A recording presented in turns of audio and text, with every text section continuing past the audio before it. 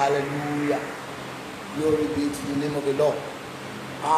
We thank God for another opportunity God has given to us today to be in His presence. And I really appreciate God for our prophet of God, our Pastor Gbenga Osho, for being a part of this program today. I am welcoming everyone as we are joining this program. I want us to begin to appreciate the name of the Lord. Mo fẹ́ kí gbogbo apáta kí abẹ̀sí fi ọpẹ́ wa fún Ọlọ́run. Jẹ́ ká bẹ̀ sí yìn lógo nítorí pé òun ni Ọlọ́run wa. Torí pé ṣe àná yẹn dúró. Torí pé ṣe àná yẹn dúró. Torí pé ṣe. Torí pé ṣe o Bàbá, torí pé ṣe àná yẹn dúró. Ẹ ń pa wá mọ́ àná dúró. Ẹ ń dá wá sí àná yẹn dúró. Torí pé ṣe o Bàbá, torí pé ṣe àná yẹn dúró. Ẹ̀yin ni Bàbá tó tó Bàbá, ẹ̀yin ni Bàbá tó ju Bàbá lọ. Ìwọ ni Bàbá tó tó Bàbá, ni Bàbá tó ju Bàbá lọ. Ẹ̀yin ni Bàbá tó tó Bàbá, ẹ̀yin ni Bàbá tó ju Bàbá lọ.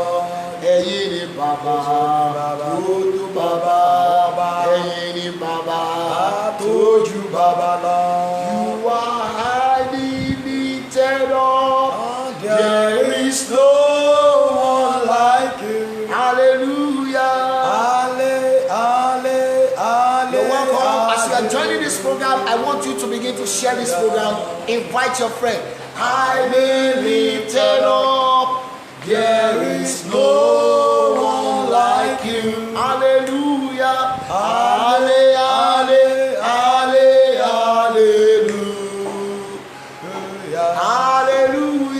Hallelujah.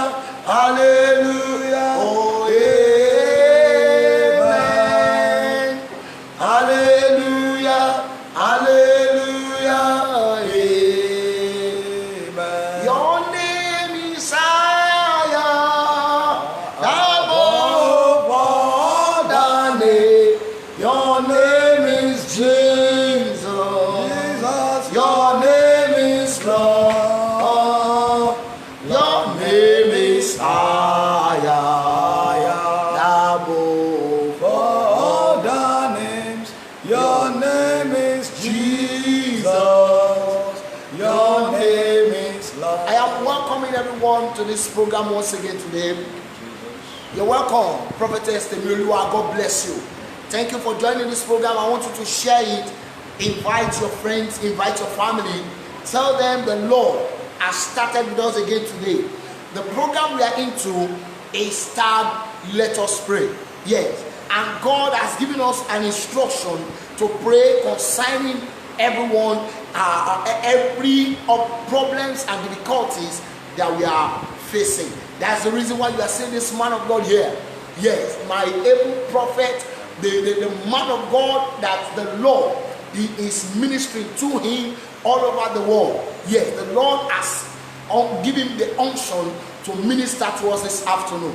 I want you to invite your friend, share this program as we are moving on in this program. I want you to begin to appreciate the name of the Lord once again. You have just like a minute more so that we should praise God.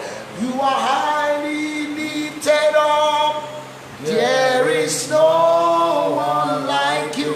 Hallelujah. Hallelujah. Hallelujah. Oh, you are highly lifted up. There is is no one like you. Hallelujah.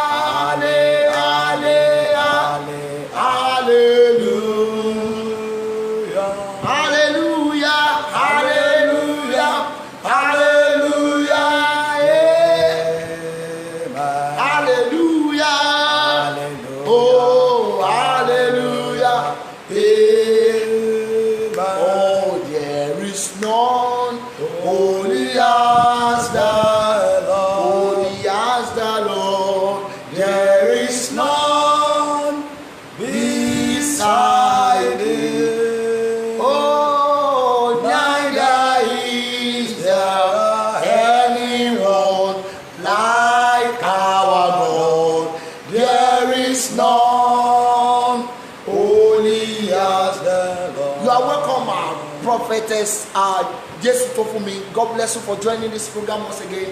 It is well with you. The Lord will be with you. I want you to share this program as you are joining us. Eyini Baba, Toto Baba, Eyini Baba, Toju Baba Lo, Eyini Baba, Toto Baba, Eyini Baba, Toju Baba Lo, Eyini Baba, Toto Baba, Eyini Baba, Toju Baba Lo, Eyini Baba, Toto Baba, Eyini Baba, Toju Baba Lo, Eyini Baba, Toto Baba, Eyini Baba, Toju Baba Lo. Glory be to God in the highest, amen. Glory be to God in the highest, amen. Oh, for His mercy endureth forever, amen. For His mercy endureth forever, amen. Oh, glory be to God in the highest, amen. And glory be to God in the highest, amen. Hallelujah. For His mercy endureth forever, amen. For His mercies endureth forever, amen. O Tóbi lọ́ba Olúwa, o tóbi lọ́ba ọba wa, tóbi lọ́ba Olúwa, o tóbi lọ́ba ọba wa, o tóbi lọ́ba Olúwa, o tóbi lọ́ba ọba wa, o tóbi lọ́ba Olúwa, o tóbi lọ́ba ọba, o tóbi lọ́ba Olúwa, o tóbi lọ́ba ọba wa. Let's begin to appreciate God. Let's begin to appreciate His holy name because He is good and His mercy enduring forever. Don't forget, today is the 7th day in the 7th month, year 2020. God has preserved your life, that has preserved our soul up to this time. Let us appreciate Him. Let us give Him praise. Let us give Him honor. Let's begin to worship His holy name because He is worthy of our praise. Because He is worthy of our honor. He is worthy of all adoration. You are welcome, my sister. God bless you. Sister Buki Olawoyin, it is well with you. Thank you for joining this program. Make sure you are sharing this program. Invite your friend. Invite your family. Tell them the Lord has started with us again today. Let's begin to appreciate Him. Ẹ jẹ́ ká máa fi ọpẹ́ fún Ọlọ́run. Ìwọ náà máa kọ síbẹ̀ pé Olúwa mo dúpẹ́ fún oore àti àánú rẹ̀. Ó ní sí olùtùnú ọ̀run fún oore àtàgbàrà rẹ̀.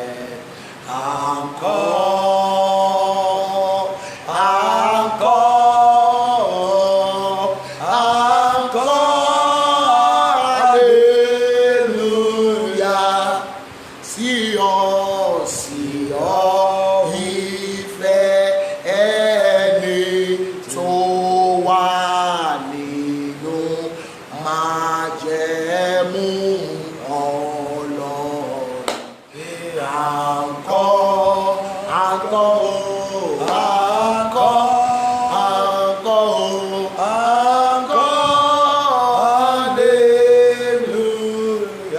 Let's begin to appreciate the name of the Lord. Ẹ̀yin náà bẹ̀ sí mú orin kan ní ọ̀dọ̀ yín, ẹ bẹ̀ sí fi dúpẹ́ lọ́wọ́ rẹ̀ nítorí tí ó ṣeun, nítorí tí àánú rẹ̀ dúró láéláé. Ìwọ náà máa kọ síbẹ̀ pé Olúwa ò ṣe fún àánú tí mo rí gbà. Ó ní mo dúpẹ́ tèmi o, mo ṣọpẹ́ tèmi o, ẹni tó dá sí lóyege, ẹni tó wà láyé yẹn o, Olúwa ò ṣe fún mi o. Baba, we appreciate you, Lord. We give you praise, we give you praise, we give you honor, we give you all adoration. Begin to appreciate the name of the Lord because He is good and His mercy endureth forever. Let's thank Him for His grace. Let's thank Him for His loving kindness. Let's thank Him for everything He has been doing concerning our life. Begin to appreciate God. Begin to give praises unto His holy name because He's our God. He that is our God is the God of our salvation. Let's begin to appreciate Him. Lord will bless you. Lord will bless you. Lord will bless you. We give you praise. We give you praise. Ẹ jẹ́ ká máa fi ọpẹ́ fún nítorí pé ó ṣeun, nítorí tí àánú rẹ̀ dúró láéláé. Ẹ jẹ́ á dúpẹ́ lọ́wọ́ rẹ̀ nítorí pé agbára rẹ̀ ò yí padà. Olórin kan ní ẹ̀yin lẹ ṣe é, ẹ̀yin lẹ ṣe ó bàbá. Agbára ènìyàn kò tó nǹkan o, ẹ̀yin lẹ ṣe ó bàbá. Ẹ̀yin lẹ ṣe é, ìwọ ló ṣe ó bàbá. Agbára ènìyàn kò tó nǹkan o, ẹ̀yin lẹ ṣe ó bàbá. Láyé wa ẹ̀yin lẹ ṣe é, ẹ̀yin lẹ ṣe ó bàbá. Agbára ènìyàn kò tó nǹkan o, ẹ̀yin lẹ ṣe ó bàbá. Ẹ sọ wípé ẹ̀yin lẹ ṣe é. Lọ́wọ́ kan Prophet Joshua Oni begin to appreciate God because He has made us to see the seventh day. Ẹ̀yin lẹ ṣe ó bàbá. Ẹ̀yin lẹ ṣe ó bàbá. Agbára ènìyàn kò tó nǹkan o, ẹ̀yin lẹ ṣe ó bàbá. Lórí iṣẹ́ wa o, ẹ̀yin lẹ ṣe é. Ẹ̀yin lẹ ṣe ó bàbá. Agbára ènìyàn kò tó nǹkan o, ẹ̀yin lẹ ṣe ó bàbá. Lórí iṣẹ́ wa o, ẹ̀yin lẹ ṣe é. Ẹ̀yin lẹ ṣe ó bàbá. Agbára ènìyàn kò tó nǹkan o, ẹ̀yin lẹ ṣe ó bàbá. Lórí ọmọ wa o, ẹ̀yin lẹ ṣe é. Ẹ̀yin lẹ ṣe ó bàbá.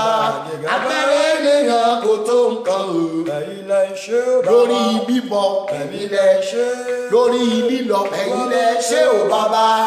Agbára ènìyàn kò tó nǹkan o, ẹ̀yin lẹ ṣe ó bàbá. Lórí ẹbí wa, ẹ̀yin lẹ ṣe é.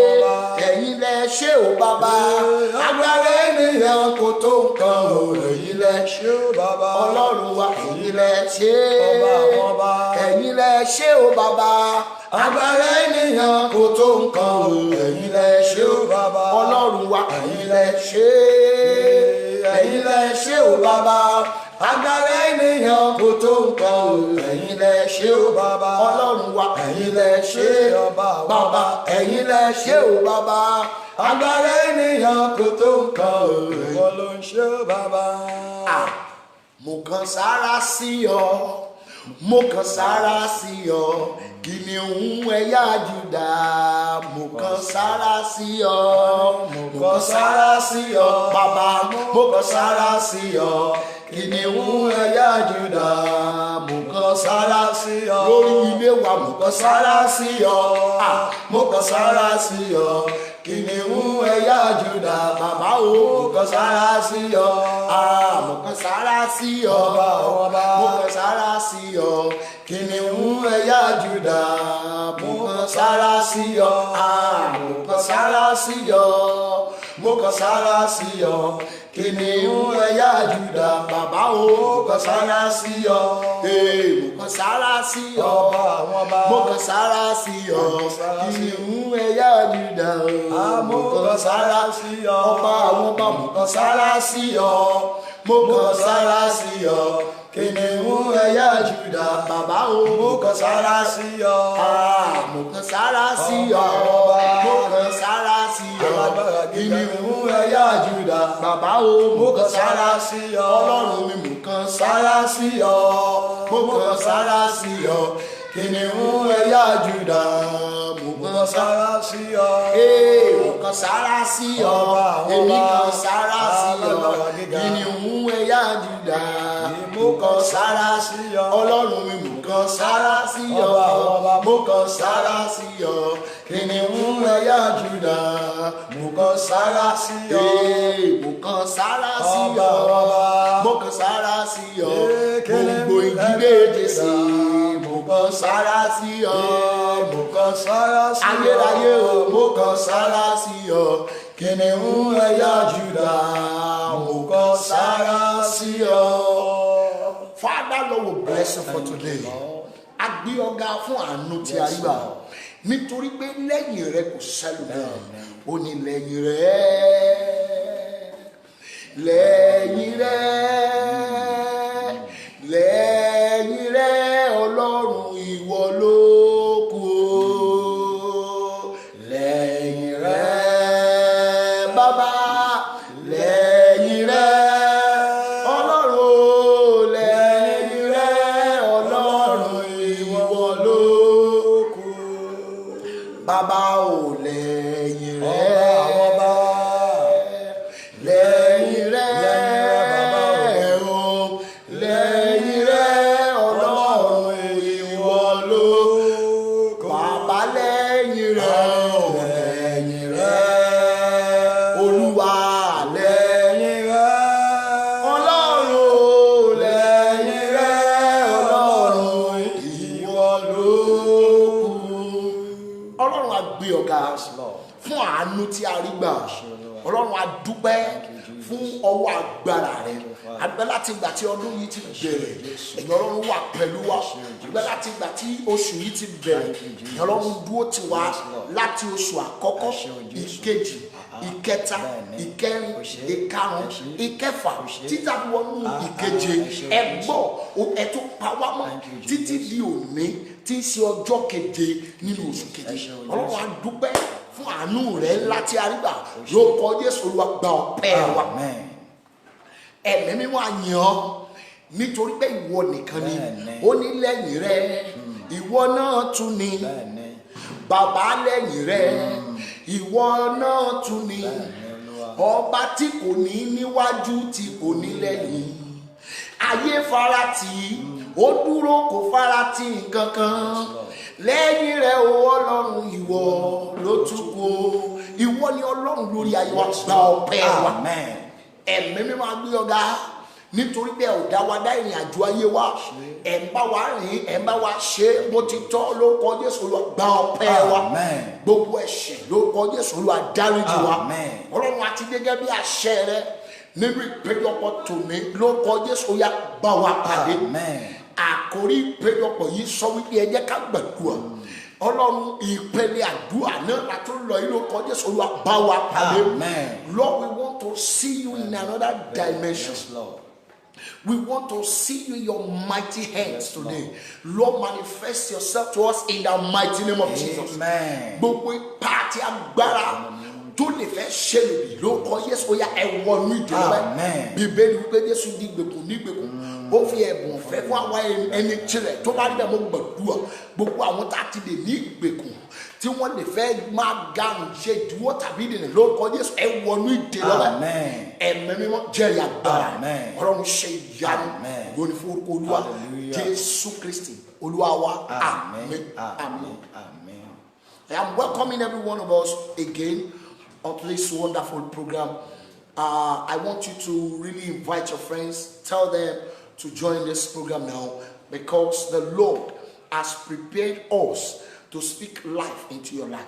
Yes, because the man of God that is here, Prophet Benga Osho, the Lord has ministered to me that I should come online today so that I can bless everyone that is joining us, and those that will be having the privilege to join this program later. I decree to your life as a prophet of God that from today, every problem you are facing that makes you to remain stagnant, that problem will be destroyed by fire in the mighty name of Jesus. mo kí wa lẹ́ẹ̀kan sí bàbá mo kí yín káàbọ̀ sórí ètò yìí lórúkọ Jésù gbàlà àtẹ̀mí àtẹ̀yìn àjọ máa fi jọba òun ṣe yẹ. Before we go into the prayers, God ministered to me to speak to us on a topic that says God that never fails. He does things in his perfect ways. Ọlọ́run tí kì í kùnà, tí máa ń ṣohun gbogbo ní ọ̀nà àṣepé ní bí ó ti wù ú. Ẹ gbọ́ mi, tó bá ṣe bíi ti ọ̀tá ni, wọn ò fẹ́ ká wà láyé di àkókò yìí. Tó bá ṣe bíi ti àwọn ẹni bí ni, wọ́n fẹ́ ká tẹ̀bàtán ká ṣe máa wọ́bẹ̀ kiri. Ṣùgbọ́n nítorí pé Ọlọ́run jẹ́ Ọlọ́run fún wa, nítorí pé agbára rẹ̀ ò yí padà. Bẹ́ẹ̀ ni ìdí nìyí tó fi ń ṣe ohun gbogbo ní àṣepé. Tó bá wù ú, á jẹ́ kí òjò rọ̀ ní àkókò tirẹ̀. Tó bá wù ú, á jẹ́ kí òun kó ràn ní àkókò tirẹ̀. Tó bá wù ú, á jẹ́ kí ohun gbogbo kó máa lọ létòlétò bó ṣe wù ú. Bẹ́ẹ̀ ni ìdí ni tí a fi pè ní Olódùmarè. Ẹni tó ń ṣe ohun gbogbo nígbà gbogbo, lọ́nà gbogbo, láyé gbogbo, nígbà gbogbo, ní ọ̀nà tí ẹnikẹ́ni ò tí ẹ lè ṣàlàyé. Ìdí ni tó fi jẹ́ pé ní gbogbo ìgbà ni mo máa ń fẹ́ láti máa yìn, nítorí pé tó bá jẹ́ bí ti ọ̀tá ti fẹ́ ni ẹ̀sùn a ò ní sí láyé di àkókò yìí. Bàbá, nítorí pé orí ọ̀fẹ́ Ọlọ́run tó dájú lórí ayé wa, ìdí nìyí tí a fi ṣe wà di àkókò yìí. Nítorí pé ó jẹ́ Ọlọ́run àṣepé, òun ló ṣe ń ṣe ohun gbogbo létòlétò fún wa. Nítorí pé ó jẹ́ Ọlọ́run fún wa, ìdí nìyí tí ó fi ń jẹ́ kí ìrìn àjò wa kó lọ lẹ́sẹẹsẹ, kó kùnà. Ó ń bá wa rìnrìn àjò wa. Ìrìn àjò iṣẹ́ ìránṣẹ́, ìrìn àjò ìpè tí Ọlọ́run pè wá sí, Ọlọ́run ń ràn wá lọ́wọ́, ó dẹ̀ mú gbogbo tẹ̀síwájú. Mo kàn fẹ́ kẹ́ bá wa sọ̀rọ̀ lórí ìhun tẹ́ ẹ mọ̀ nípa Ọlọ́run àṣepé yìí láàrin ìṣẹ́jú yìí kí a tó máa tẹ̀síwájú. God bless you, sir. Amen. Amen. Amen. Once again, I want to greet everybody in the house. Hallelujah. I pray that at this hour, at this moment, the Lord will visit you in the name of Jesus. Amen. Mo ní Ọlọ́run àṣepé lórúkọ Jésù ó máa bí ayé wa. Amen. Tá a bá ń sọ̀rọ̀ nípa Ọlọ́run àṣepé, Yes. à ń sọ nípa Ọlọ́run tó lè ṣe ohun gbogbo. Hallelujah. À ń sọ nípa Ọlọ́run tó ní agbára lórí gbogbo. Hallelujah. À ń sọ nípa Ọlọ́run tí gbogbo ayé ṣe kí ni tí wọ́n ń tẹríba. Bẹ́ẹ̀ ni sà. À ń sọ nípa ẹni tí wọ́n pé lẹ́yìn rẹ̀ kò tún sí ẹlòmíràn. Sẹ́lómi. À ń sọ nípa Ọlọ́run tó lè ṣe ohun gbogbo nínú ohun gbogbo. Yes, sir. Òun gangan ni Ọlọ́run àṣepé. Hallelujah. Mo wí sínú ayé ẹnìkan. In the mighty Ẹni name of tó ń Jesus. gbọ́hùn mi ní ibẹ̀ yẹn. Oh my Ẹgbọ́n God. Ọlọ́run àṣepé yẹn lórúkọ Jésù ó máa bí ayé rẹ̀. Amen. Mo ní Ọlọ́run àṣepé yẹn, mo ní ó máa bí ayé rẹ̀. Amen. Ọlọ́run àṣepé yẹn nígbà tó dé sínú ayé Hánà. Yeah.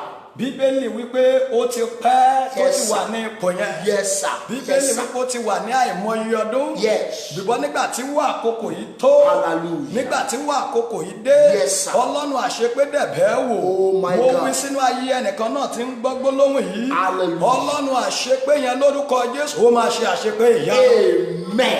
Mo ní nínú ayé rẹ nínú ilé mo ní ó máa ṣe àṣepé. Amen. So tá a bá sọ nípa oṣù keje yìí. Yes, sir. Oṣù keje jẹ́ oṣù àṣepé fún Oh ara my rẹ̀. God. Oh my God. Ó jẹ́ oṣù ìtura. Hallelujah. Ó jẹ́ oṣù ìfọ̀kànbalẹ̀. Yes, sir. Ó jẹ́ oṣù ìbẹ̀wò Ọlọ́run láti òkè wá. Yes. Yes. Abádẹ́wò nínú Bíbélì àpé ní oṣù keje Ọlọ́run ṣe kí ó rí àwọn ìrìn agbára. Bẹ́ẹ̀ni. Mo wí sínú ayé ẹnìkan. Lẹ́ni tí ń ṣe ọjọ́ keje nínú oṣù keje yìí. Ọlọ́run àṣepé yẹn lórúkọ Jésù ó máa bí ayé rẹ̀. Amen. Gbogbo àìpé ire nínú ayé rẹ nínú iṣẹ́ rẹ yẹn. Fohùn tó ń gbọ́ lọ́wọ́ yìí lórúkọ Jésù ó máa ṣe àṣepé ìyanu rẹ̀. Amen.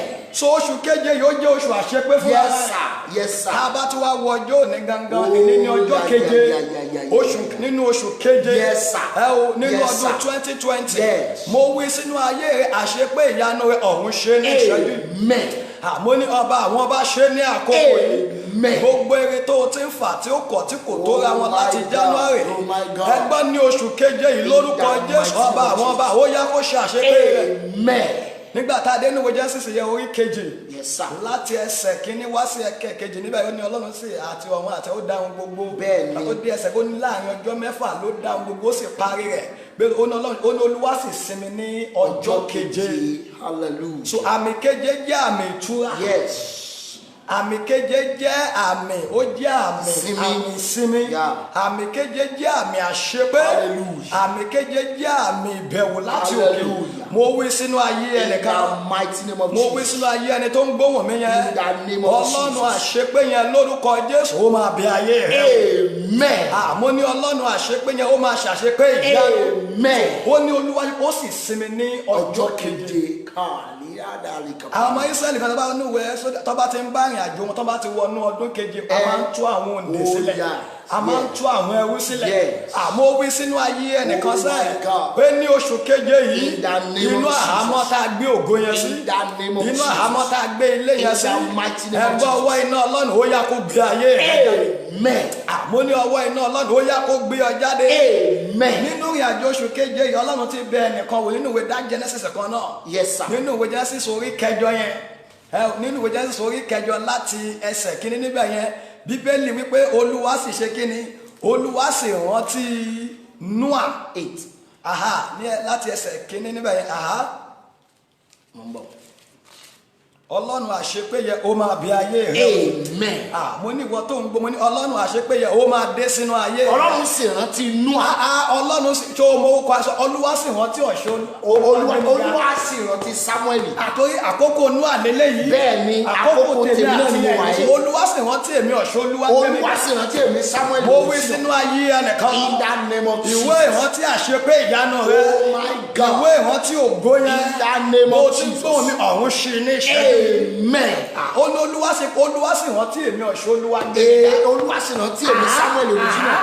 Àti ohun alààyè gbogbo. Àti ohun gbogbo àti ohun gbogbo tó wà nínú ilé rẹ̀. Àti gbogbo ẹran ọ̀sìn. Àwọn ẹranko rẹ̀, àwọn ohun gbogbo tó mọ wí sínú ayé ẹnìkan. In the name of Jesus. Ọlọ́run àṣepé lóṣù yìí. Yes sir. Lórúkọ Jésù ó máa bẹ ilé rẹ. Amen. Mo ní lórúkọ Jésù ó máa bẹ iṣẹ́ rẹ o. Amen. Ohun gbogbo tó wà nínú ilé rẹ yẹn gan àtàwọn ohun ìsìn ilé rẹ wọ́n máa ní ìrírí àṣepé yẹn. Amen. Ó ní àtòhun gbogbo tí ń bẹ nínú ilé rẹ. Tí ó wà pẹ̀lú rẹ̀ nínú ọkọ̀. Ọlọ́run sì mú afẹ́fẹ́ kọjá lórí ilẹ̀. Ó sì mú afẹ́fẹ́ ṣe kíni? Kọjá lórí ilẹ̀. Tá a bá ń sọ nípa àṣepé ó ní í ṣe pẹ̀lú afẹ́fẹ́ ìtura. Yes sir. Mo wí sínú ayé ẹnìkan. In the name of Jesus. Afẹ́fẹ́ ìtura yẹn ó yá kó fẹ́ lu ayé. Amen. Mo ní mo dá omi pọ̀ mọ́ afẹ́fẹ́ tí ń fẹ́ lọ́wọ́ yìí. In the name of Jesus. Gbogbo ọkàn tí ń gbóhùn mi yìí. In the name of Jesus. Afẹ́fẹ́ ìtura yẹn lórúkọ Jésù ó yá kó fẹ́ lu ayé. Amen. Ó ló sì mú kí afẹ́fẹ́ kó fẹ́. Kọjá lórí ilẹ̀, omi sì fà. Omi ṣe kí ni? Ó fà. Gbogbo agbami lójú ọ̀nà ìyanu yẹn. In the name of Jesus. Gbogbo agbami lójú ọ̀nà ògo yẹn. In the name of Jesus. Ẹgbẹ́ iná Ọlọ́run lórúkọ Jésù ó yá kó fà mí gbẹ. Amen. Mo ní iná Ọlọ́run, mo ní ó yá kó fà mí gbẹ. Amen. Láti ìṣẹ́jú ìlọ lórúkọ Jésù ó yá kó kọjá sínú ilé yẹn. Amen. Ó ní Ọlọ́run ó sì fa omi gbẹ. Lábá mi wo ìṣẹ̀lẹ̀ tó ṣẹlẹ̀ ní ẹsẹ̀ kẹrin níbẹ̀ yẹn. Òbí ta fẹ́ lò láàrin ìṣẹ́jú méjì tó kù náà nìyẹn báyìí. Ṣùgbọ́n ọkọ̀ sì kalẹ̀ ní oṣù keje. Mo wí sínú ayé ẹnìkan. Yes sir. Bí ọkọ̀ Nóà bá lè kalẹ̀ ní ọdún yẹn náà. Mo sọ tẹ́lẹ̀ sínú ayé rẹ. Ọkọ̀ ìyanu yẹn tó ti léfò láti January. Ẹgbẹ́ lóṣù keje ó yá kó kalẹ̀ sínú.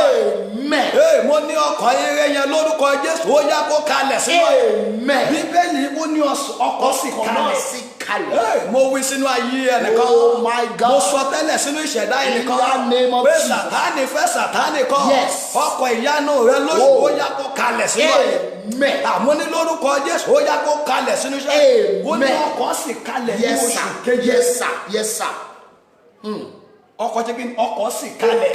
Sọ fún ẹni kó sọ pé ọkọ̀ ìyanu mi kalẹ̀ lóṣù yìí. Ọkọ̀ ìyanu mi kalẹ̀. Sọ pé ọkọ̀ ire mi kalẹ̀ lóṣù yìí. Ọkọ̀ ire mi kalẹ̀ lóṣù yìí. Sọ pé ọkọ̀ ìgbéga mi kalẹ̀ lóṣù yìí. Ọkọ̀ ìgbéga mi Sọ kalẹ̀ pé èmi ni ẹ̀rí kan lóṣù yìí. Èmi ni ẹ̀rí Sọ kan pé lóṣù èmi ni yìí. ayẹyẹ kan lóṣù Èmi ni yìí. ayẹyẹ kan Mo lóṣù wí yìí. sínú ayé ẹnìkan. In the name of Jesus. Afẹ́fẹ́ tó máa fẹ́ lóṣù yìí. Oh my God. Òjò tó máa rọ̀ lóṣù yìí. In the name of Ìjì Jesus. tó máa jà lóṣù yìí. In the name of Lórúkọ Jesus. Jésù ó máa fọ ọkọ̀ ìyanu rẹ̀ kalẹ̀. Amen. Àmọ́ ní lórúkọ Jésù ó máa fọ ọkọ̀ ìgbéga rẹ̀ kalẹ̀. Amen. Mo ní lórúkọ ó máa fọ ọkọ̀ ìyanu rẹ̀ kalẹ̀.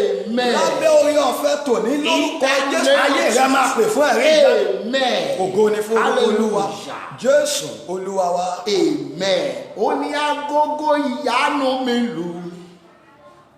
Agogo ìyanu mi ró. Agogo ìyanu mi lù. Mo rógolo láyé. agogo ìyanu mi ró. Ẹja jọ sọ bẹ́ẹ̀.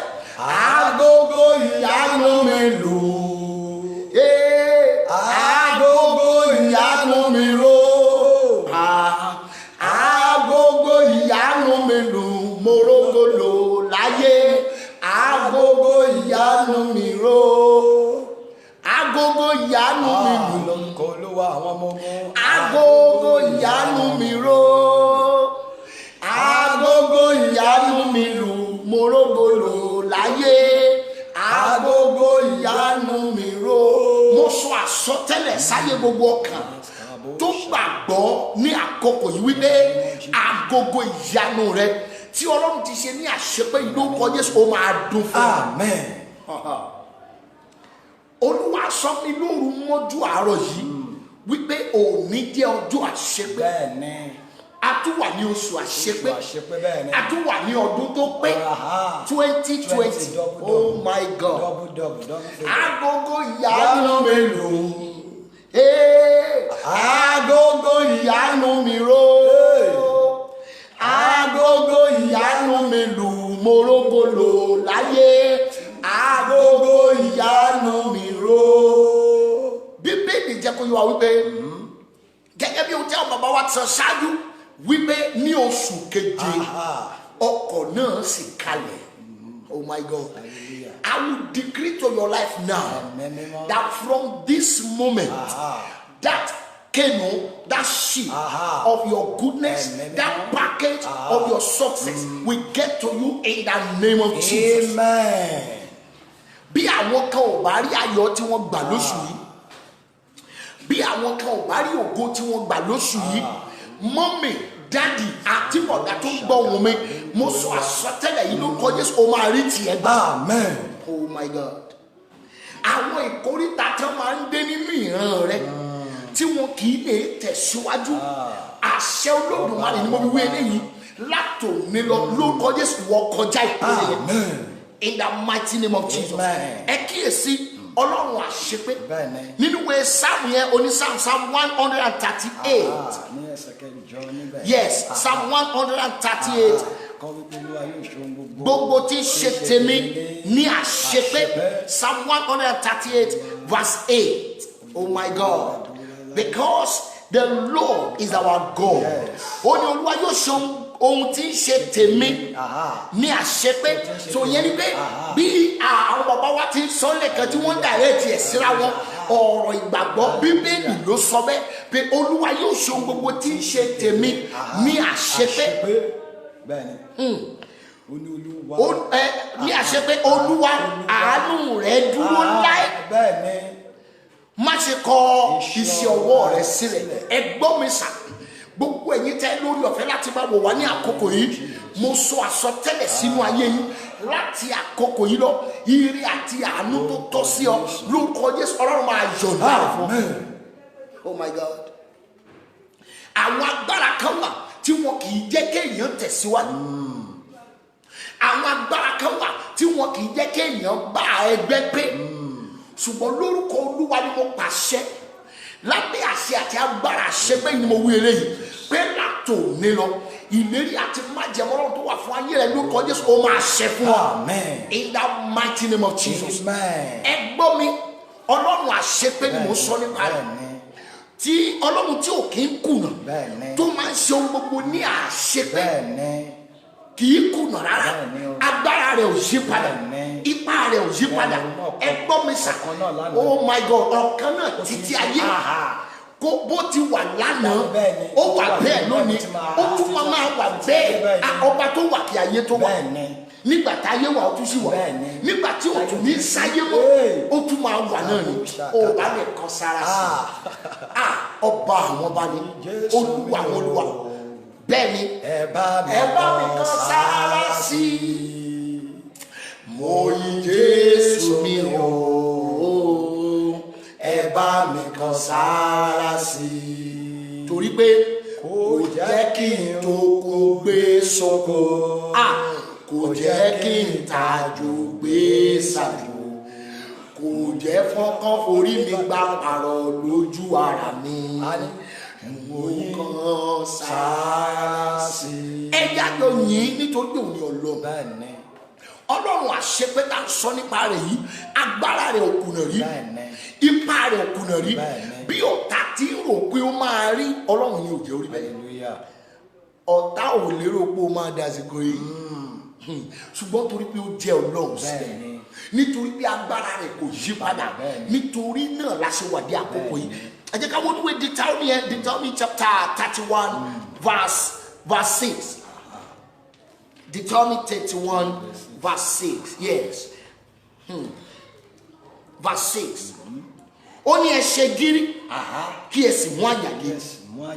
Ẹ má ṣe bẹ̀rù, ẹ má sì ṣe fòyà wọn, nítorí pé Olúwa Ọlọ́run rẹ òun ni ó ń bá ọ lọ.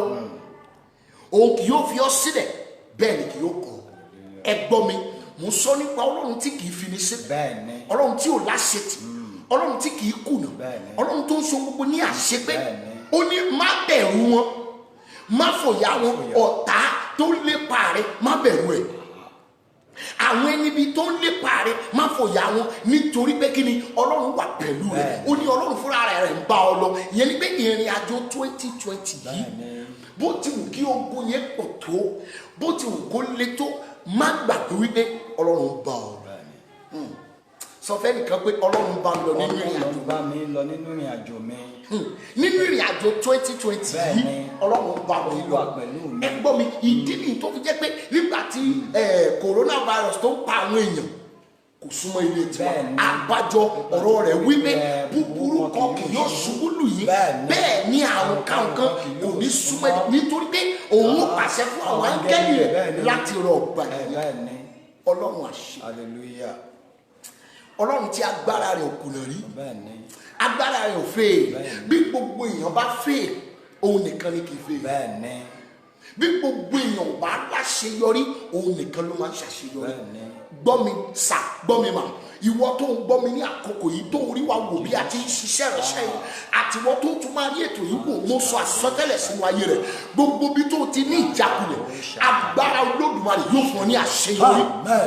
In the mighty name of Jesus. Ẹ gbọ́ mi dáadáa, ènìyàn lè fa ìjákulẹ̀ fún ènìyàn, ènìyàn lè fa ìdádúró fún ènìyàn, ṣùgbọ́n tí Ọlọ́run bá ti lè dé sínú ayé ènìyàn, oh my God, gbogbo ń tá a pè ní ìjákulẹ̀ ó dẹ̀ máa di àwọn àti. Ó ní lọ́gán tí yóò dé o. Oh my God, ayé mi létò. Àní lọ́gán tí yóò dé o. Olùgbàlà, ayé mi létò. Lọ́gán tí yóò dé. Lẹ́sẹ̀kẹsẹ̀ lọ́gán tí yóò dé. Lọ́gán tí yóò dé o. Lọ́gán tí yóò dé.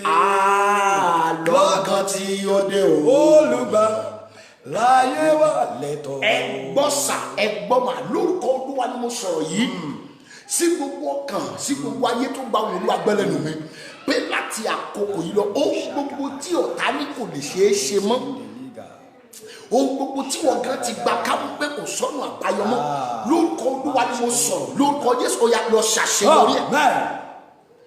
Mo kí gbogbo ẹ̀yin tẹ́ wọlé sórí ètò yìí bí ẹ ti wọlé, God bless you. Make sure you are sharing this program.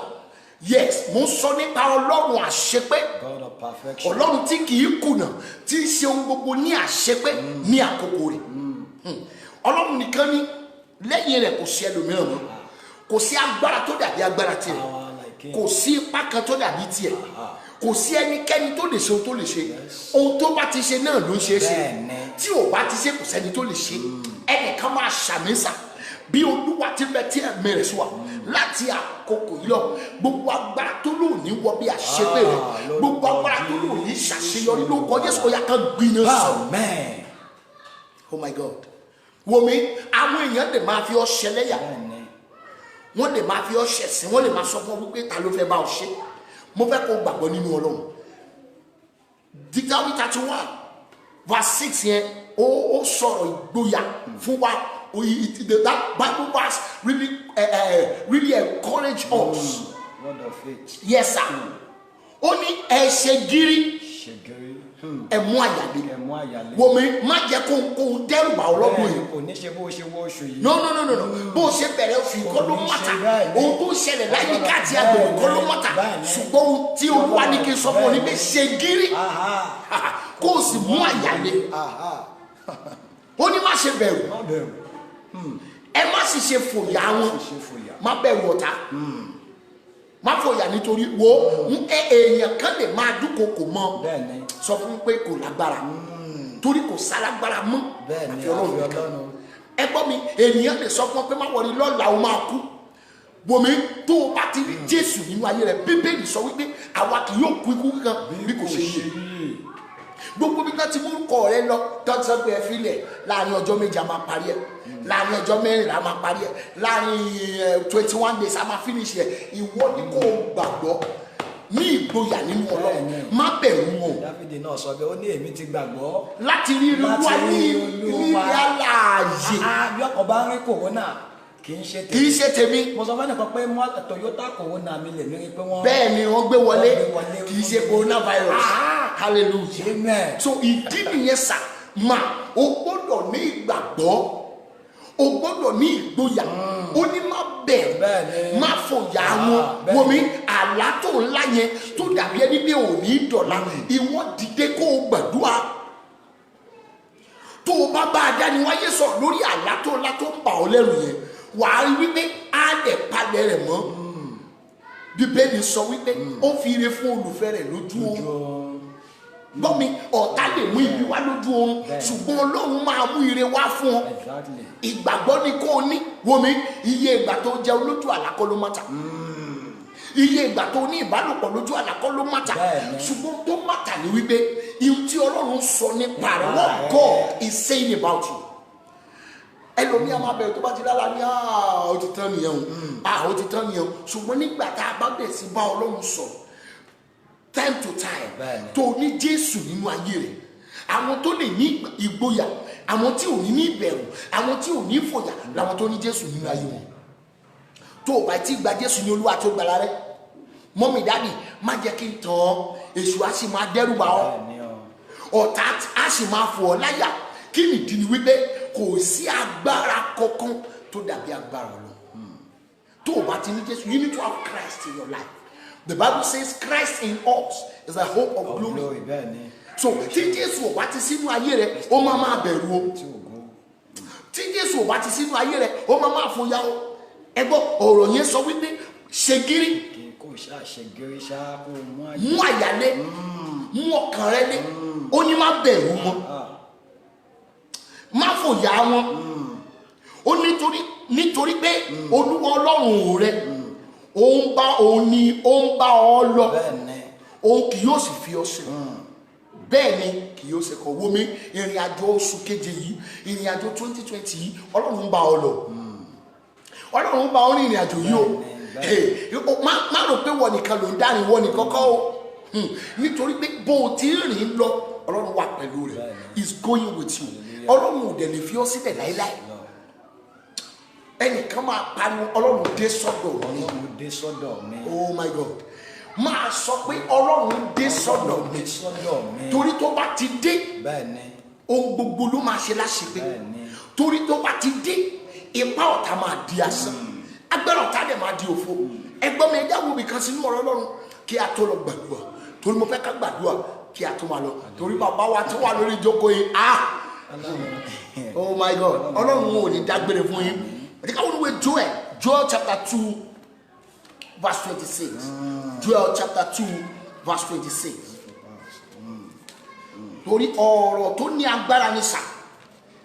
Ìwé wòlíì Joel orí kejì 2 verse 26. Ó ní ẹ̀yin ó sì jẹun ní ọ̀pọ̀lọpọ̀. Ẹ ó sì yó. Ẹ ó sì yìn orúkọ Olúwa Ọlọ́run yín lógo. Ẹni tó fi ìyanu bá yín lò. Ojú kì yóò sì ti àwọn ènìyàn mi láyé gbọ́ mi ìgbàgbọ́ ni mo fẹ́ kó ní torí ọ̀rọ̀ Ọlọ́run yìí kò kùnà rí o kò dẹ̀ lè kùnà láíláí ó ní ẹ̀yin yóò jẹun ní ọ̀pọ̀lọpọ̀ John chapter 2 verse 26 ó ní ẹ ó sì yó oh my God ìyẹn ni pé bí ebi bá pa àwọn ènìyàn ebi ò ní pa wọn torí májẹ̀mú tó ní ní oṣù keje yẹn nìyẹn, májẹ̀mú tó ní fún ìrìn àjò ayé wa nìyẹn, kò dẹ̀ ní kùnà láíláí. Bíbélì wípé nínú Àìsáyà ó ní èmi mọ èrò tí mo ní sí yín, èrò àlàáfíà ni kì í ṣe ti bí o, kí ẹ̀yin kó lè ní òpin tó nírètí. Ẹ gbọ́ mi, you need to have an expected end. It's only for you to accept Christ into your life. Exactly. He's the only one. After him, there is nobody. That is the reason why you need to accept Christ into your life. Àwọn ọ̀rọ̀ wọ̀nyí ó wà fún àwọn tó gbàgbọ́ nínú Kristi. Ó ní ẹ̀yin yóò jẹun ní ọ̀pọ̀lọpọ̀, ẹ ó sì yó. Yẹn pé bí àwọn èèyàn bá pariwo kò sówó, kò síṣẹ́, kò sí àlàáfíà, kò sí, ẹ̀yin máa ní ọ̀pọ̀lọpọ̀. Wọ́n máa ṣaláìní, ebi á máa pa wọ́n. Ṣùgbọ́n àwọn tó fẹ́ Olúwa wọn ò ní ṣaláìní tó dára. Ẹnìkan máa ṣàmì àtẹ̀mí ló Olúwa a ò ní ṣaláìní tó dára. In the mighty name of Jesus. And that was 27. Ẹ̀yin ó sì mọ̀ pé èmi wà láàrin yín àti pé èmi ni Olúwa Ọlọ́run yín, kì í ṣe ẹlòmíràn, ojú kì yóò sì ti àwọn èèyàn mi láì. That's the second time. Ó ní ojú kì yóò sì ti àwọn èèyàn lẹ́yìn ìgbà tẹ́ ẹ bá jẹun, tẹ́ ẹ bá yó, tẹ́ ẹ wà lálàáfíà, olójú ò ní tì í. Now nígbà yẹn náà lẹ́tí wọ́n á mọ̀ pé òun Ọlọ́run wà láàrin yìí o, pé òun ò fi yín lẹ̀ o, òun ò kùnà o, àṣepé níṣẹ́ tòun. Oh my God. Father will bless. Hallelujah. Ọlọ́run tí kì í kùnà. Agbára èèyàn tó nǹkan, ipá ènìyàn tó nǹkan, ènìyàn lè sáré ṣùgbọ́n wọn ò lè rìn bí Ọlọ́run.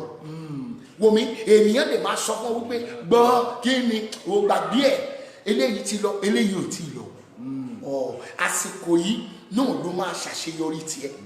Àìsàn ò ní gbẹ̀mí rẹ̀, ìdààmú ò ní pa ọ́, ìṣòro tó ń là kọjá yẹn ó máa di ayọ̀ fún ọ. In the mighty name of Jesus. Ẹ ti ká wíwé 1 King chapter 17 verse 14 kí a tó lọ pẹ̀lú 1 King chapter 17 verse 14. Mo fẹ́ ká yẹ ọ̀rọ̀ kan wo níbẹ̀ bí a ti lọ pẹ̀lú 1 King chapter 17 verse 14. 17:14. Nítorí báyìí Olúwa Ọlọ́run Ísírẹ́lì wí,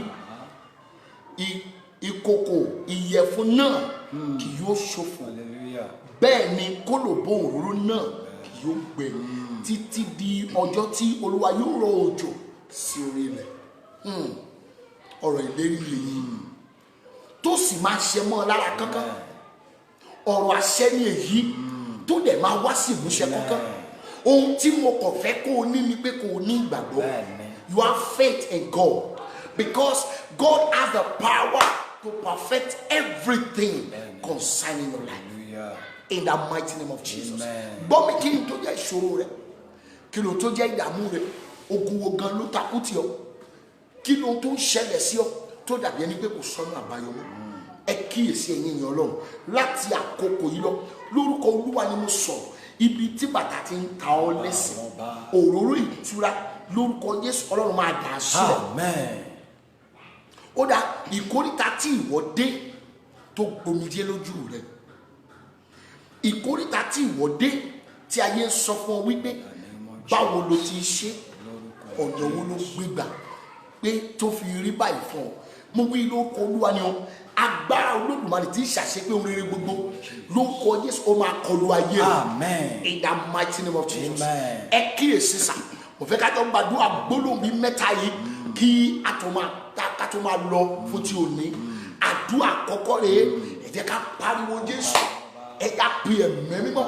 Olúwa, ọfà tó bà mí tí ò jẹ́ kí n rí àṣepé tèmi gbà, ọfà tó bà mí tó dàbí ẹni pé Ọlọ́run ò sí ní ìhà tèmi, ẹ máa pariwo jáde lára mi, báyìí náà jáde lára mi. Bóyá àdúrà orúkọ Jésù. Gbogbo ọfà tó bà mí tí ò jẹ́ kí n rí àṣepé tèmi gbà, ọfà tó bà mí tí ò jẹ́ kí n rí ìlọsíwájú, ọfà tó bà mí lórúkọ Jésù. Bóyá báyìí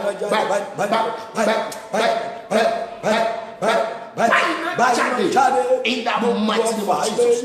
ó yá bá iná jáde, ó yá bá iná jáde, gbogbo fà àkókò ẹni ṣòfò, àfàkókò ẹni ṣòfò nínú ayé lórúkọ Jésù àwọn ènìyàn ó yá bá iná ó yá jáde, gbiná, ó yá bá iná jáde, ó yá bá iná jáde, bá iná lórúkọ jáde, Jésù gbogbo ọfà bá ló iná wà jáde, mọ́, gbogbo ọfà ìrákò, àfàníṣẹ́yìn, ọfà ojú ọfà kan, ìrákò, ọfà ọfà ìdádúró, ojú kan lórúkọ Jésù ó yá bá bá iná iná jáde lára mi lórúkọ nínú ayé Jésù mi, nínú ayé bá àwọn iná ọkọ̀ tí ń jáde bá wa yìí, lórúkọ ó yá bá iná Jésù jáde, láyé gbogbo ó yá bá ọkàn iná tó ń jáde, gbàdúrà ó yá bá iná lórúkọ jáde, Jésù ó yá bá iná jáde. gbàdúrà Jésù Olúwa wa. Àmín. Ẹ gbàdúrà yìí sà mà gbogbo ẹ̀yin tẹ́ ní orí ọ̀fẹ́ láti máa gbọ́ wa, ẹ̀yin tẹ́ ní orí ọ̀fẹ́ láti máa wọ àtẹ̀yin tẹ́ tún máa wò wá lẹ́yìn bàtà bá parí ètò yìí, mo fẹ́ kẹ́ ẹ gbàdúrà yìí, ẹ pariwo Jésù lẹ́ẹ̀kan nínú lẹ́ẹ̀kan, Olúwa ọ̀fà ìpadà sẹ́yìn, ọ̀fà àṣẹjà, ọ̀fà àṣẹtì, ọ̀fà àṣẹ ìkójọ lára mi, iná lè jáde ó yá àdúrà ó Jésù ẹ̀ẹ́mẹ́rọ̀ gbogbo ọfà ìnákò, ọfà àṣetì àṣẹdá, ọfà ìnira, ọfà ìdádúró nínú ayẹyẹ óyá já iná óyá báyà báyà óyá báyà óyá ìwọ fàìtì, ọfà àṣetì, ọfà àṣẹdá gbọ́ Olúwa óyá báyà jáde lórúkọ Jésù óyá ìyá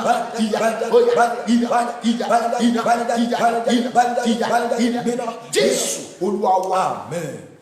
Ẹ jẹ́ gbàdúrà ilẹ̀ kan sí i, ẹ jẹ́ wí gbólóhùn yìí, ẹ jẹ́ sọ fún Ọlọ́run ọfà tó bà mí tó dá ògo mi dúró sí ìkórìtà kò yé mi mọ́, ọfà tó bà mí tó dá àyànmọ́ mi dúró sí ìkórìtà kò yé mi mọ́, báyìí ló jáde lára mi ó yá àdúrà ó Jésù ẹ̀mẹ́mọ́ ọfà tó bà mí tó dá mi dúró sí ìkórìtà kò yé mi mọ́ lórúkọ Jésù ó yá báyìí ló jáde lára mi báyìí ló jáde lórúkọ Jésù báyìí ló jáde lórúkọ Jésù báyìí ló jáde lórúkọ Jésù báyìí ló jáde lórúkọ Jésù báyìí ló jáde ọfà ìdádúró ọfà àṣetì lórúkọ Jésù báyìí ló jáde lára mi báyìí ló jáde ó yá bá iná jáde, ó yá bá iná jáde,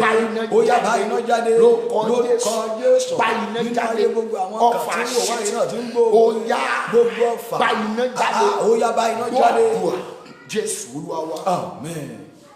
Ẹ já gbàdúrà kejì, ẹ já pariwo sí Ọlọ́run, ẹ já wí eré ìpè Olúwa ohun gbogbo tí mo ṣe láṣetì ìwọ Ọlọ́run àṣepé bá mi yọrí ohun gbogbo tí mo ṣe láṣetì Ọlọ́run àṣepé bá mi yọrí ẹ̀ ó yá àdúrà ó kọ Jésù. gbogbo tí mo ṣe láṣepàtì gbogbo tí mo ti ṣe Ọlọ́run láṣepàtì àṣepé Ọlọ́run àṣepé ó yá bá mi yọrí ẹ̀ ó yá bá mi yọrí gbogbo ó yá àṣetì bá mi yọrí tó wà nínú ayé mi Ọlọ́run yọrí Ọlọ́run yọrí Ọlọ́run yọrí Ọlọ́run yọrí Ọlọ́run yọrí tí mo ti ṣe láṣetì Ọlọ́run bá mi yọrí lórúkọ Jésù gbogbo àwọn ohun tí mo fẹ́ ṣe tí mi ò rí ṣe ohun tí mo fẹ́ gbé tí mi ò rí gbé Ọlọ́run bá mi yọrí bá mi yanjú ẹ̀ lórúkọ Jésù Olúwa bá mi yọrí bá mi yọrí ọ̀rọ̀ ìpè mi bá mi yanjú ẹ̀ ọ̀rọ̀ ìpè mi bá mi yọrí bó ọ̀dùà Jésù Olúwa wa. Amen. Ẹ já gbàdúrà ilé ẹ̀ka sí ọ̀pọ̀lọpọ̀ èèyàn sá ni wọ́n ń lépa àti dókè ṣùgbọ́n wọn kì í lè ṣe ọ̀pọ̀lọpọ̀ èèyàn ló fẹ́ gòkè wọ́n fẹ́ káwọn èèyàn rí àwọn lókè ṣùgbọ́n àwọn agbára kan gbà ẹ̀yà sọ fún Olúwa gbogbo ọfà tó bà mí tó sọ mí di aláṣetì Ọlọ́run lè jáde bá mi ṣàṣepé ó yá àdúrà ó kọ Jésù ẹ̀mí mímọ́ gbogbo ọfà tó bà mí tó sọ mí di aláṣetì.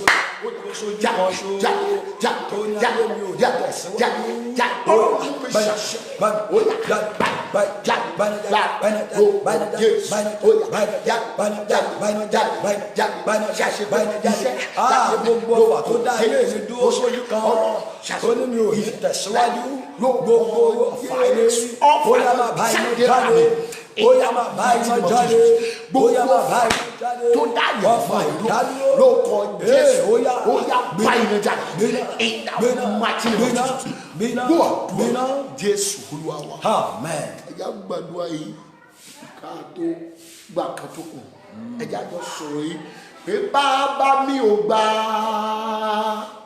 ọmọ mi ò gbà ó ẹ̀mí mímọ́ mi ò gbà kéṣù kó dá mi lóró bàbá mi ò gbà ọmọ mi ò gbà ó ẹ̀mí mímọ́ mi ò gbà kéṣù kó dá mi lóró. Oh my God. Gbogbo ènìyàn ẹ sọ̀rọ̀ yìí o a fẹ́ sọ̀rọ̀ ní ìgbà méjì sísá pé bàbá mi ò gbà ọmọ mi ò gbà ó ẹ̀mí mímọ́ mi ò gbà kéṣù kó dá mi lóró ẹja sọ pé bàbá mi ò gbà. You are welcome, Prophet Misha. It is well with you, sir. Brother Moyo, yeah, thank you for joining us today. Ẹja yóò máa sọ bẹ́ẹ̀ kéṣù kó dá mi lóró. Ẹja sọ pé bàbá mi ò gbà ọmọ mi ò gbà ó ẹ̀mí mímọ́ mi ò gbà kéṣù kó dá mi lóró. Ẹ pariwo bàbá mi ò gbà ọmọ mi ò gbà ó ẹ̀mí mímọ́ mi ò gbà kéṣù kó dá mi lóró. Ẹ yá pariwo nínú oṣù keje yìí mi ò gbà gbogbo ẹni tó fẹ́ dá mi lóró ẹ̀yin ọmọ rẹ dojú ogun kọ wọ́n gbogbo ẹni tó fẹ́ dá mi lóró ní oṣù keje yìí ẹ̀yin ọmọ rẹ dojú kọ wọ́n ó yá àdúrà orúkọ Jésù ẹ̀mí gbogbo ẹni tó fẹ́ dá mi lóró ní oṣù keje yìí lórúkọ Jésù ẹ̀yin ọmọ rẹ dojú kọ wọ́n ẹ̀kọ́ wọn lórúkọ Jésù ẹ̀yin ọmọ rẹ kọ wọn lórúkọ Jésù ẹ̀yin ọmọ rẹ kọ wọn gbogbo ẹni tó fẹ́ dá ayé mi dúró gbogbo ẹni tó fẹ́ dá ìpè mi dúró tó fẹ́ dá ayé mi dúró tó fẹ́ dá ìdílé mi dúró lórúkọ Jésù ẹ̀yin ọmọ rẹ ẹ̀kọ́ wọn nínú ìbínú ẹ̀kọ́ wọn lórúkọ Jésù ẹ̀kọ́ wọn nínú ìbínú gbogbo ẹni tó pinnu láti dá mi lóró lórúkọ Jésù gbogbo ẹni tó pinnu láti dá mi lóró lórúkọ Jésù ẹ̀yin ọmọ òun ẹ̀kọ́ wọn Jésù Olúwa wa. Amen. Ìjà sọ fún ọ ayé ò gbọdọ̀ dá mi lóró wọn ò gbọdọ̀ fọmọ dá mi lóró wọn ò gbọdọ̀ fàyà dá mi lóró wọn ò gbọdọ̀ fi ṣẹ́ṣẹ́ mi dá mi lóró wọn ò gbọdọ̀ fi ìpè mi dá mi lóró wọn ò gbọdọ̀ fi àwọn ọmọ ọjọ́ dá wa lóró wọn ò gbọdọ̀ fi aya ọkọ ẹbí ará ọ̀rẹ́ àgọ́ ara wa wọn ò gbọdọ̀ fi dá wa lóró bóyá ìgbàgbọ́ orúkọ Jésù ẹ̀mí mímọ́ ó yá ayé ò gbọdọ̀ dá mi lóró lórúkọ Jésù wọn ò gbọdọ̀ dá iṣẹ́ mi lóró wọn ò gbọdọ̀ fi iṣẹ́ mi dá mi lóró wọn ò gbọdọ̀ fi àwọn ọmọ mi dá mi lóró wọn ò gbọdọ̀ fi ìdílé mi dá mi lóró lórúkọ Jésù wọn ò gbọdọ̀ fi ìjọ Ọlọ́run dá mi lóró àwọn ọmọ ìjọ wọn dá mi lóró lórúkọ Jésù iṣẹ́ ìránṣẹ́ àti ìpè mi wọn ò gbọdọ̀ fi dá mi lóró lórúkọ Jésù ayé ò gbọdọ̀ dá mi lóró lórúkọ Jésù mo kọ̀ fún ọ̀tá láti dá mi lóró lórúkọ Jésù mo kọ̀ ẹbí mi kọ̀ ó ìṣẹ̀dá mi kọ̀ gbọ́dọ̀ Jésù Olúwa wa ẹ̀yà sọ́lẹ̀ kan sí Olúwa mo kọ̀ ìdálóró ọ̀tá gbogbo ẹni tó bá sí ọkọ̀ síbi òkùnkùn tí wọ́n fẹ́ dá mi lóró Bíbélì sọ wípé àwọn ẹni bí òkùnkùn wọ́n kóra wọn jọpọ̀ sínú òkùnkùn láti tàbá sí ẹni mọ́lẹ̀ ó ní ó tì Olúwa kì yóò fi lé wọn lọ́wọ́ ìjà sọ fún Ọlọ́run gbogbo ẹni tó bá sí kọ̀kọ̀ láti dá mi lóró láti dá àwọn ọmọ mi lóró láti dá ọkọ mi lóró láti dá aya mi lóró Olúwa mo kọ̀ irú àwọn èèyàn bẹ́ẹ̀ Olúwa dojú ogun kọ wọ́n ẹ̀sọ́ dàdúrà ó kọ Jésù ẹ̀mí mímọ́ mo kọ̀ ọ́ ayé ò gbọ́dọ̀ dá mi lóró wọn ò gbọ́dọ̀ dá ọmọ mi lóró wọn ò gbọ́dọ̀ dá aya mi lóró wọn ò gbọ́dọ̀ fi mi dá aya lóró wọn ò gbọ́dọ̀ fa aya dá mi lóró wọn ò gbọ́dọ̀ fi mi dá ọmọ mi lóró wọn ò gbọ́dọ̀ fa ọmọ mi dá mi lóró wọn ò gbọ́dọ̀ fa ọmọ ọjọ́ dá mi lóró lórúkọ Jésù àwọn èèyàn tó yí mi ká àwọn afẹ́nifẹ́re mi ayé ò gbọ́dọ̀ fi wọn dá mi lóró lórúkọ Jésù gbogbo àwọn tó fúra lọ́tọ̀ láti dá wa lóró lórúkọ Jésù ara kọlù wọn iná kọlù wọn Ọlọ́run ṣẹ́gun ló àdúrà Jésù Olúwa wa ìjà sọ fún Ọlọ́run ẹ gbàdúrà yìí Olúwa ìbọ̀dé tó wà nínú ìṣẹ̀dá ó yá bá iná jáde orí mi kọ ìbọ̀dé gbogbo ìbọ̀dé nínú ìṣẹ̀dá mi ó yá máa bá iná jáde ó yá àdúrà ó wọ Jésù Kristi mímọ́ orí mi kọ ìbọ̀dé ìṣẹ̀dá mi kọ ìbọ̀dé gbogbo tá a pè ní ìbọ̀dé ó yá bá iná jáde nínú ìṣẹ̀dá mi ó yá bá iná jáde gbogbo tá a pè ní ìbọ̀dé ó yá máa jáde gbogbo tá a pè ní ìbọ̀dé ó yá máa jáde nínú ìṣẹ̀dá mi nínú àwọn olùwà àbọ̀dé gbọ́rọ̀ ó yá jáde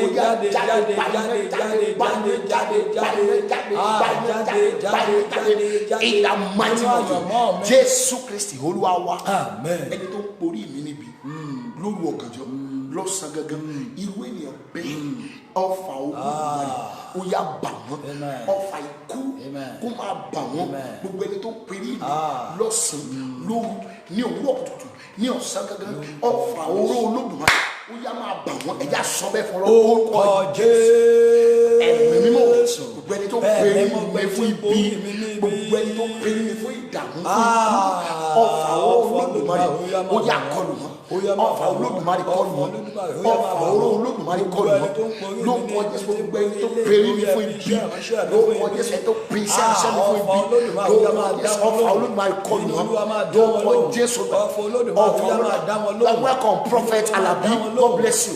This one with you. Alabi Oladimeji. Lórúkọ Jésù ọfà jáde lára mi ìbọ̀dé jáde lára mi gbogbo ẹni tó lépa mi fún ibi gbogbo ẹni tó péré mi fún ibi ẹni ogun ọ̀wọ́ ẹ̀ṣẹ́gun wọn ẹ̀kọlù wọn lóòdùn Jésù Olúwa wa.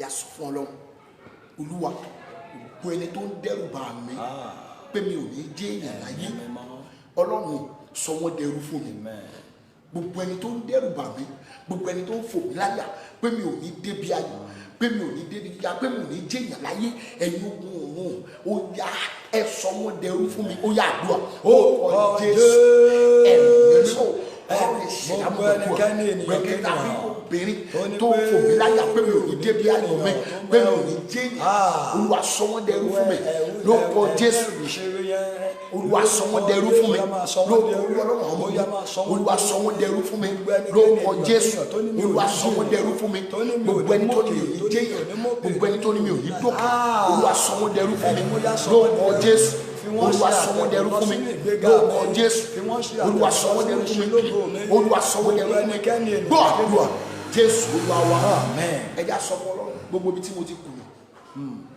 Ọlọ́run ìwọ lágbára rẹ ò kí ń kùnà Ọlọ́run mú mi pé Ọlọ́run ṣàṣepé iṣẹ́ rẹ nínú ayé mi gbogbo ibi tí mo ti kùnà lọ́nà kan tàbí òmíràn Olúwa nípa agbára rẹ Olúwa ṣàṣepé iṣẹ́ rẹ nínú ayé mi ó yẹ ẹja sọ́dà wà ó kọ Jésù ẹ̀mí mímọ́ gbogbo ibi tí mo ti kùnà ìwọ náà máa sọ bẹ́ẹ̀ gbogbo ibi tí mo ti kùnà Ọlọ́run ṣàṣepé iṣẹ́ rẹ nínú ayé mi Ọlọ́run ní oṣù kejì everywhere I fail Lord make me to be perfect in the name of Jesus gbogbo ibi tí mo ti kùnà lórúkọ Jésù you are welcome God bless you Mrs. Omola it is well with you Omolola God bless you Rosimi it is well with you the Lord will heal you will give you a perfect healing in the mighty name of Jesus ẹ̀yà sọ́kọ́ gbogbo bíi tí mo ti kù ẹ̀mí mímọ́ ó yá ṣàṣepé iṣẹ́ nínú ayé mi Olúwa ṣàṣepé iṣẹ́ gbọ́ àdúrà Jésù Olúwa wa ẹ̀já sọ fún Ọlọ́run gbogbo ọfà tó rí kiri nínú àgọ́ ara ọfà tó ní kó máa pa mí díẹ̀díẹ̀ ọfà tó ní kó pa mí lẹ́ẹ̀kan náà ó yá bá iná jáde lára mi ọfà tó rìn kiri nínú àgọ́ ara mi láti orí mi dé àtẹ̀lẹsẹ̀ mi Olúwa jẹ́ kí ọfà náà kó bá iná jáde àdúrà orúkọ Jésù ẹ̀mí mímọ́ mo gbàdúrà gbogbo ọfà tó rìn kiri nínú àgọ́ ara mi lórúkọ Jésù Kristi Násárẹ́tì ọfà tí kò bá mi díẹ̀ ọfà tó fẹ́ ká ní sọ̀rọ̀ ó yẹ jáde báyìí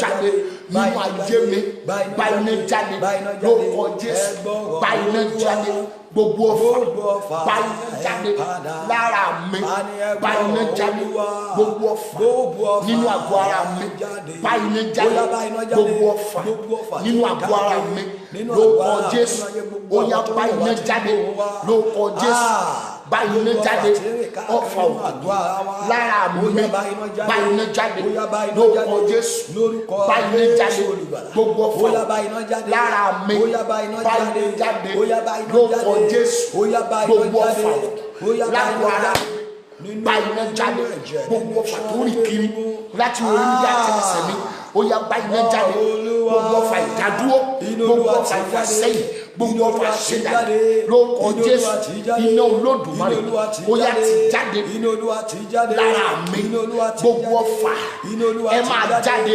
gbogbo ọfà nínú àgọ́ ara mi ó yẹ máa jáde pẹ̀lú iná gbọ́ àdúrà Jésù Olúwa wa. I greet everyone that is joining this program. The Lord will be with you. Amen. I want you to pray with us because God has sent me to you today. Today is the 7th day of the 7th month of year 2020. The Lord asked us to pray together so that every bondage of enemy in our life will be broken. In the mighty name of Jesus. Ẹja sọ fún Ọlọ́run gbogbo èdè tó dè mí tó jẹ́ kí n wà lójú kan gbogbo èdè tó dè mí tó dá ògo mi padà gbogbo èdè tó dè mí tó dá ìmọ̀ mi dúró ó yẹ ìjalára ìdè oṣó máa já ìdè àjẹ́ máa já ó yá máa já ó yá àdúrà orúkọ Jésù ẹ̀mí mi ó gbogbo ìdè ìjalára mi lórúkọ Jésù gbogbo ìdè ìjalára mi gbogbo ìdè àìsàn ìdè àrùn ìdè ìpọ́njú jálára mi lórúkọ Jésù gbogbo ìdè àṣìṣe máa jálára mi lórúkọ Jésù máa jálára mi gbogbo ìdè tó dè mí tó dè ṣeré mi tó dè ayọ̀ mi tó dè ògo mi ó yá máa já lórúkọ Jésù ìdè máa jálára mi gbọ́ Jésù Olúwa wa gbogbo ìdè ẹ máa já gbogbo ìdè ẹ máa já nípa ìfàmì òróró yàn o gbogbo ìdè ẹ máa já o gbogbo ìdè ẹ máa já gbogbo ìdè ẹ máa já nípa ìfàmì òróró yàn o gbogbo ìdè ẹ máa já o gbogbo ìdè ẹ máa já gbogbo ìdè ẹ máa já nípa ìfàmì òróró yàn gbogbo ìdè ẹ máa já o gbogbo ìdè ẹ máa já gbogbo ìdè ẹ máa já nípa ìfàmì òróró yàn gbogbo ìdè ẹ máa já o. ẹ̀yà sọ̀rọ̀ yẹn lẹ́ẹ̀kan sí nípa ìfàmì gbogbo ìdè ayé lára mi ẹ máa já Bíbélì wípé a sì bá àjàgà náà jẹ nípa ìfàmì ẹ̀yà sọ̀rọ̀ gbogbo ìdè tó dé ìdè tó dé ògo mi ìdè tó dé ìṣeré mi ìdè tó ní ìdè ayọ̀ mi ìdè àìsàn ìdè àrùn ìdè ikú lára mi já ìwòye àdúrà ó kọ Jésù ẹ̀mí mímọ́ gbogbo ìdè tó dé mi ìdè àrùn ìdè àìsàn lórúkọ Jésù ìdè máa já máa já máa já já já já já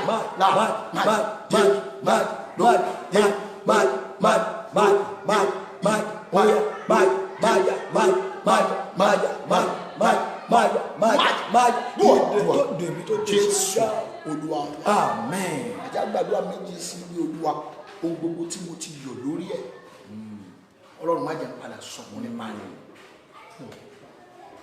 ohun gbogbo tí mo ti yọ̀ nípa rẹ̀ Ọlọ́run mi ò gbọdọ̀ sọ̀kún lórí ẹ̀dá pariwo já sọ̀rọ̀ yìí màmá bàbá ìwọ náà sọ bẹ́ẹ̀ gbogbo tí mo ti yọ̀ nípa rẹ̀ Ọlọ́run o má jẹ́ ká yóò fi pa mí lẹ́kún ó yà àdúrà ó kọ́ Jésù ẹ̀mí mímọ́ ohun gbogbo tí mo ti yọ̀ má jẹ́ ká yóò fi pa mí lẹ́kún ló kọ́ Jésù oríire gbogbo tí mo ti yọ̀ lórí ayé má jẹ́ òfin pa mí lẹ́kún ọ̀tá má jẹ́ òfin pa mí lẹ́kún ló kọ́ Jésù ọmọ tí mo ti yọ̀ lórí ẹ̀ aya tí mo ti yọ̀ lórí ẹ̀ iṣẹ́ tí mo ti yọ̀ lórí ẹ̀ ìpè tí mo ti yọ̀ lórí ẹ̀ ilé tí mo ti yọ̀ lórí ẹ̀ mọ́tò tí mo ti yọ̀ lórí ẹ̀ Ọlọ́run máa jẹ́ ká yẹ pamela ẹ̀dá ló máa ti ní mọ̀ Jesus gbọ́ Jésù Olúwa wa àmín. Ká sọ fún Ọlọ́run Olúwa ṣàṣepé iṣẹ́ rẹ̀ nínú ayé mi Olúwa ṣàṣepé iṣẹ́ rẹ̀ nínú ayé mi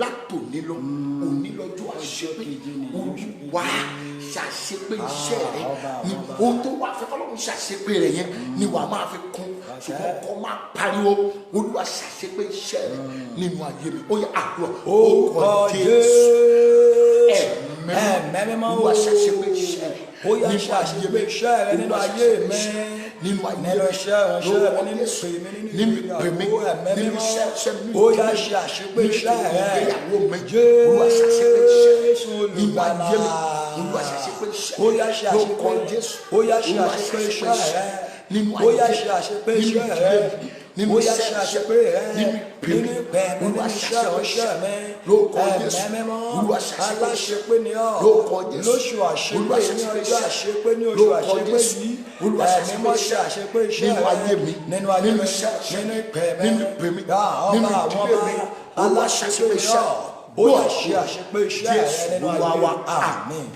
Gbogbo bí kíbi tí ẹ wà tẹ́tí ní orí ọ̀fẹ́ láti máa wò wá láti máa gbọ́ wa ní àkókò yìí mo fẹ́ kó gbé omi rẹ jáde bẹ́ẹ̀ ni àwọn bàbá wa máa sọ àsọtẹ́lẹ̀ sínú omi bẹ́ẹ̀ ni lẹ́yìn èyí mo fẹ́ súre fún ọ kí a tó parí gbogbo gbé omi rẹ jáde ní gbogbo kíbi tó bá ti ń wò ní àkókò yìí àtẹ̀yìn tẹ́ ń wò wá lọ́wọ́lọ́wọ́ àti ẹ̀yin tẹ́ ó ti ní orí ọ̀fẹ́ láti máa wo ètò yìí lẹ́yìn tá a bá parí mo fẹ́ kó gbé omi rẹ jáde fi ìgbàgbọ́rọ̀ mọ́ ọ̀rọ̀ àṣẹ yìí ó dẹ̀ máa ṣiṣẹ́ fún ọ máa ṣàmì bí àwọn bàbá yóò ti máa sọ àsọtẹ́lẹ̀ sínú. mo sọ tẹ́lẹ̀ sínú ayé ẹnìkan ní ibẹ̀ yẹn. In the name of Jesus. pé ìdè tó dè ọ́ tó dè ìṣeré yẹn. In the name of Jesus. ẹ gbọ́ ìdè yẹn lórúkọ Jésù ó yá kó gbiná lára rẹ̀. Amen.